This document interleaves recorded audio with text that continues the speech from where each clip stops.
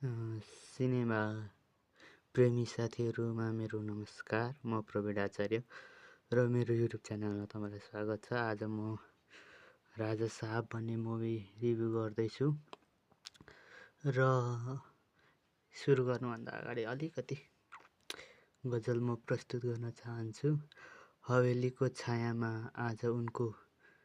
आज पनि राजाकै नाम बोल्छ। हाँसो र डर मिसिएको कथा मनभित्रै बोल्छ। मुस्कानभित्र लुकेको छ रहस्य गहिरो। प्रेमले जित्ला कि भूतले रातभरि मन बोल्छ। पुरानो श्रापले बाँधेको समयको त्यो कथा राजा साहब आएपछि। राजा साहब एउटा तेलुगु भाषामा बनाइएको एउटा मुभी जो चाहिँ हरर कमेडी फिल्म हो र जसमा मुख्य प्रभासको भूमिका रहेको देखिन्छ भनौँ न। फिल्मको कथा एक हवेलीको वरिपरि घुम्छ।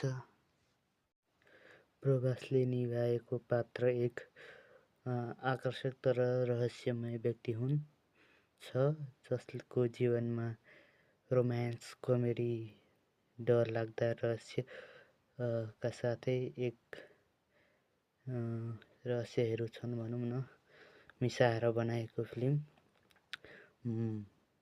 महलसँग जोडिएको पुरानो श्राप, आत्मा वा अलौकिक शक्तिको कथाको मुख्य केन्द्र हो। पात्रहरूले त्यस रहस्यलाई बुझाउँदै जाँदा डर र रहस्य।